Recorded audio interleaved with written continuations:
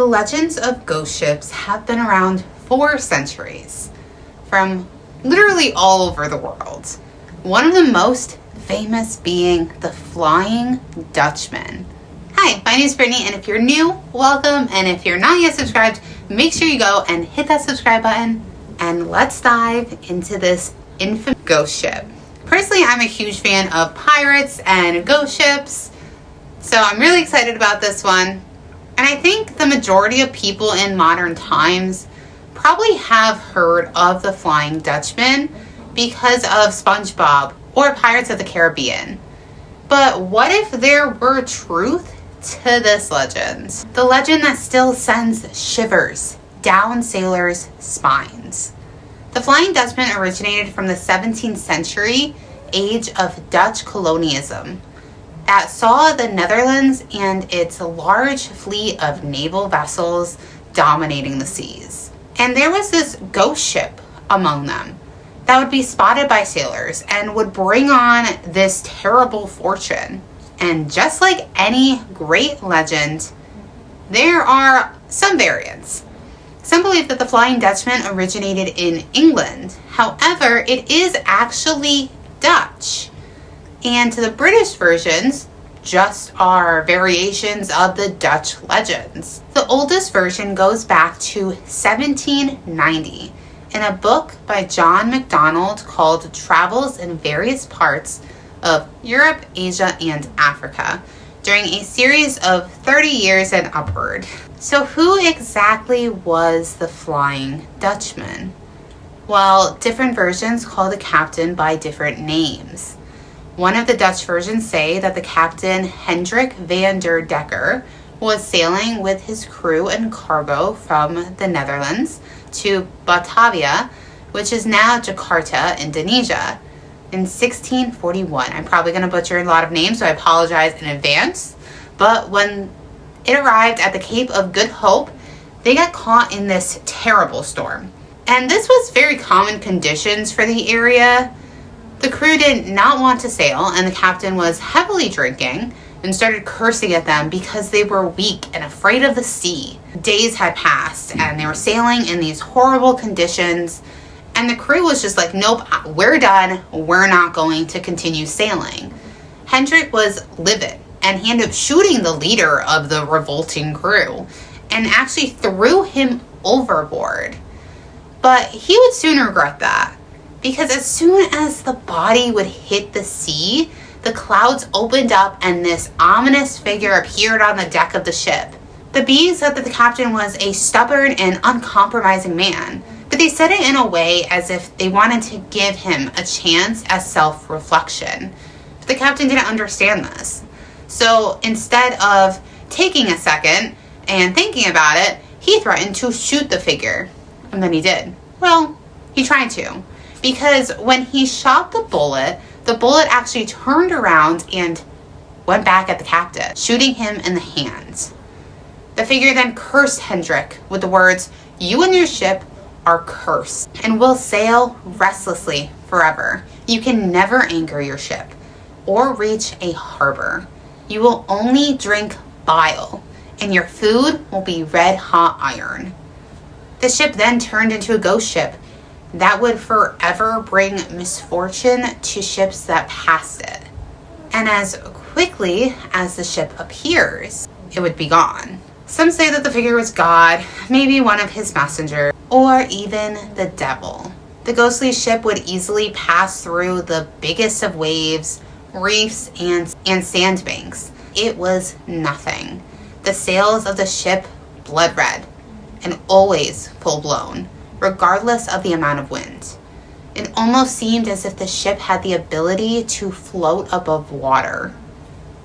The most famous story of the Flying Dutchman was written by English writer Frederick Marryat, and this is how it goes. On Easter Sunday in the 17th century, Captain William van der Decken would set sail with his ship from the Dutch harbor of Terneuzen to the Dutch East Indies. As he approached the Cape of Good Hope, a horrible storm starts to form, and his crew refuses to continue, which makes the captain furious. He was so mad that he throws the helmsman overboard while screaming, "God or the devil, I will sail around the Cape, even if I must sail to the last judgment." They continued to sail, and they reached the Cape of Good Hope.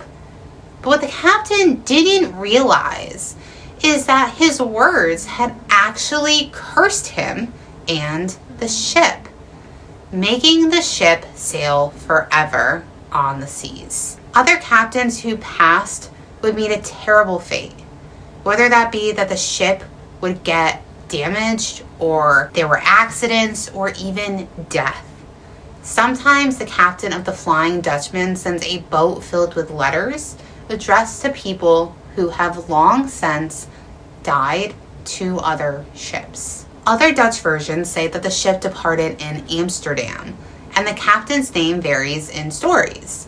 Besides Willem or Hendrik van der Decken, there is also Ramhout van Dam, Van Straten, Peter van Halen, or Bernard Fox, or Fox. It's one of the other, but we're going to say Fox. Anyway, so who really is the captain of the Flying Dutchman?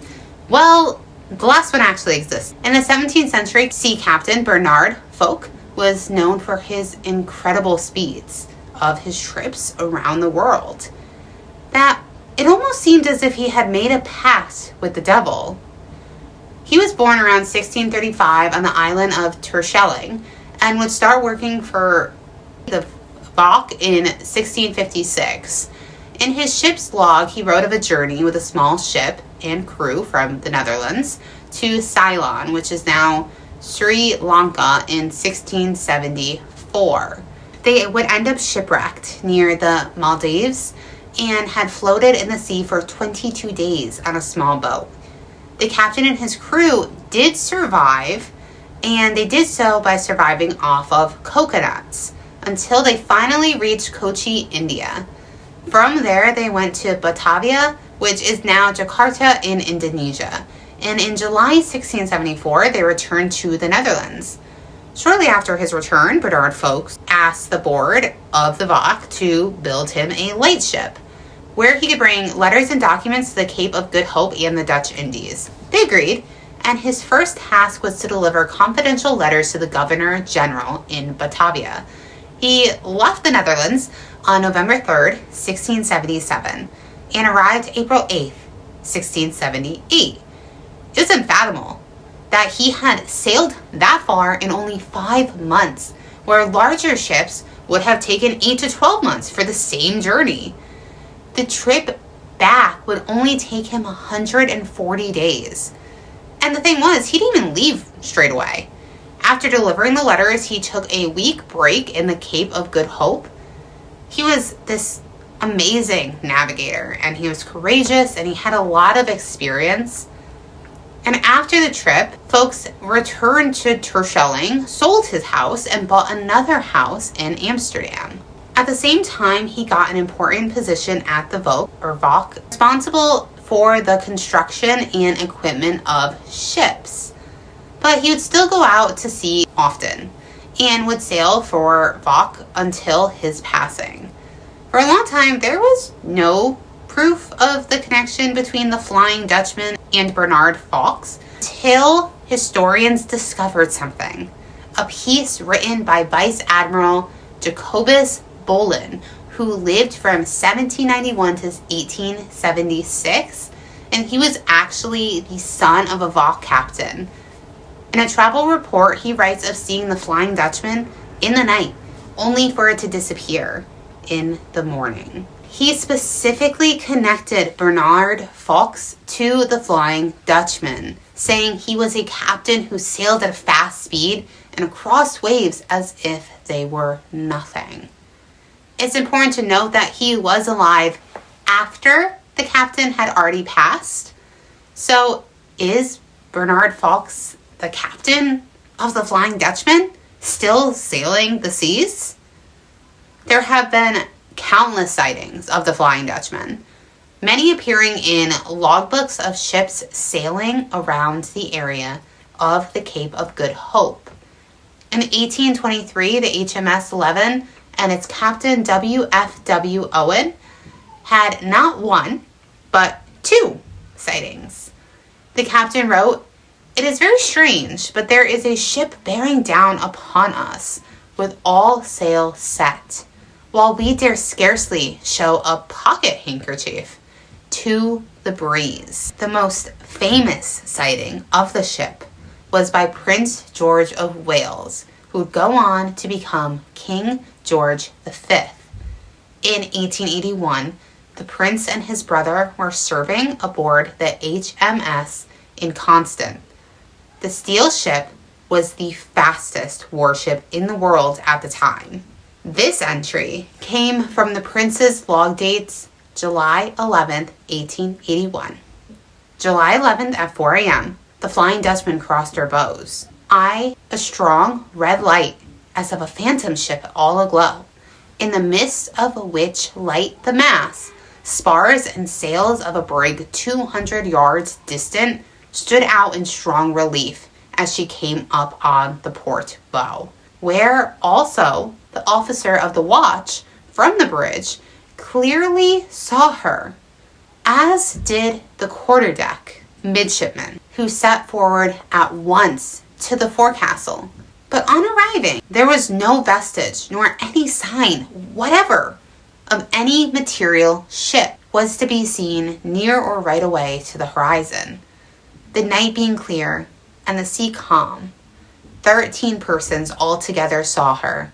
At 10:45 a.m., the ordinary seaman who had this morning reported the Flying Dutchman's fell from the fore topmast, cross trees, on to the top gallant forecastle, and was smashed to atoms. The following day, one of the crew on the Inconstant, who had seen the ghost ship, had fell from the rigging and died. Whether that be a coincidence or not, I don't know. But some believe that the Flying Dutchman is just simply a mirage caused by light, moisture in the air, and distance. Others say that the story was completely just made up by British sailors who, by calling the ship the Flying Dutchman, were actually making fun of the fall of a once great naval power. However, if that is the case, how come there have been so many sightings, and that sightings continue to this day? There was an account of a German U-boat captain in the 20th century named Admiral Karl Doynitz, who logged similar sightings in an Australian naval vessel that was caught in terrible weather, had managed to get out a single message before the ship and the crew would disappear forever. The two-word signal simply said, "The Flying Dutchman."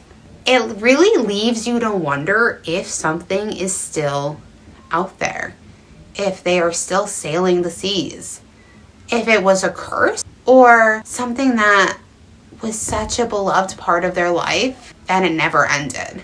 Now, the Flying Dutchman is said to bring on misfortune to anybody who encounters it. So it's not something you exactly would want to see, and it's typically seen around the Cape of Good Hope. Let me know if you have ever encountered a ghostly ship or have any paranormal encounters at all. I would love to hear them. I have an email that you can send them to, so I'll put that up on the screen. It's BrittanyBrewerGhosts@gmail.com. I have a ton planned for the year, so make sure you're subscribed. I'm posting every single Wednesday and Sunday for the entire year with some additional videos as well scattered in, so make sure that bell's on. And in the meantime, like this video. If you want to take the extra step and share it, I'd be so appreciative. And until my next video, I love you guys. Bye.